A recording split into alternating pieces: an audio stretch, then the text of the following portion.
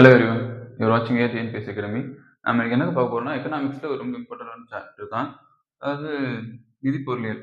நிதி பொருளியல்ல என்ன பார்க்க போறோம் அப்படின்னு கேட்குறீங்கன்னா, இப்போ எலெக்ஷன் டைம்ன்றதுனால அது ரிலேட்டடா ஒரு கொஸ்டின்ஸ் போடலாம்னு சொல்லிட்டு அந்த வீடியோ எடுத்தது. அதாவது இப்போ எலெக்ஷன் டைம்ல ஒரு பட்ஜெட் தாக்கல் பண்றாங்க இல்லையா? இப்போ ஃபைனான்ஷியல் இயர் ஏப்ரல் 1லேருந்து மார்ச் 31 வரைக்கும் இருக்கு. ஸோ இது வந்து இப்போ எலெக்ஷன் டைம். எலெக்ஷன் டைம்ல தாக்கல் பண்ணக்கூடிய அந்த பட்ஜெட்டுக்கு பேர் என்னன்னு பார்த்தீங்கன்னா, நிதிக்கு வாக்கெடுப்பு வரவு செலவு திட்டம். ஓகேங்களா? இதுக்கு இன்னொரு பேர் இருக்கு. என்னன்னு பார்த்தீங்கன்னா, நொண்டி வாத்து வரவு செலவு திட்டம்.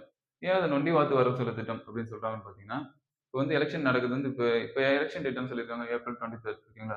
ஆனா ஃபைனான்ஷியல் எப்ப ஸ்டார்ட் ஆகுது? ஏப்ரல் 1 ஸ்டார்ட் ஆகுது. ஸோ எலக்ஷனுக்கு முன்னாடியே வந்து இந்த ஆட்சி வந்து இப்போ பட்ஜெட் வந்து தாக்கல் பண்ணிடுவாங்க. ஸோ அப்படி தாக்கல் பண்ணும்போது, அவங்க ஜெயிச்சுட்டாங்கன்னா அது கன்டின்யூ ஆகும். சப்போஸ் தோத்துட்டாங்கன்னா, அடுத்த கட்சி வரும்போது என்ன பண்ணுவாங்கன்னா, அத இடையிலேயே நிறுத்திருவாங்க. நிறுத்திட்டு நெக்ஸ்ட் அப்கமிங்ல அவங்க ஒரு திட்டத்த போடுவாங்க. ஸோ அதனால தான் இது வந்து நொண்டி வாத்து வரவு செலவு திட்டம்னு சொல்லுவாங்க.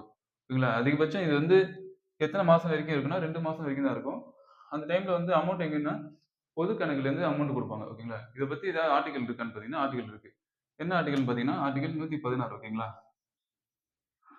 ஆர்டிகிள் 116 என்ன சொல்லுதுன்னா, நொண்டி வாத்து வாக்கெடுப்பு.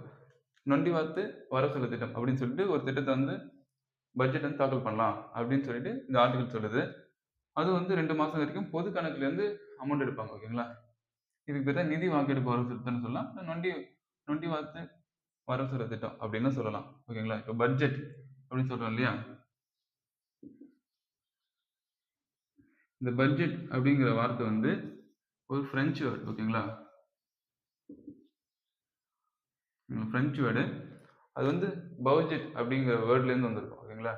அது வந்து சிறிய தோல்பை அப்படிங்கிறது தான் மீனிங். ஓகேங்களா? இப்போ வந்து உங்களுக்கான ஒரு கொஸ்டின் என்ன கேட்குறேன்னா, இப்போ இந்த மத்திய அரசு, மாநில அரசு 2மே வந்து பட்ஜெட் தாக்கல் பண்ணலாம். மத்திய அரசு வந்து பார்லிமெண்ட்ல தாக்கல் பண்ணலாம். மாநில அரசு வந்து சட்டமன்றத்துல தாக்கல் செய்யலாம். ஓகேங்களா? அத பத்தி சொல்லக்கூடிய ஆர்டிகிள் என்ன? அப்படின்றது உங்களுக்கு தெரிஞ்சா கமெண்ட் பண்ணுங்க. அப்படி இல்ல நெக்ஸ்ட் வீடியோல நான் உங்களுக்கு சொல்றேன். Thank you.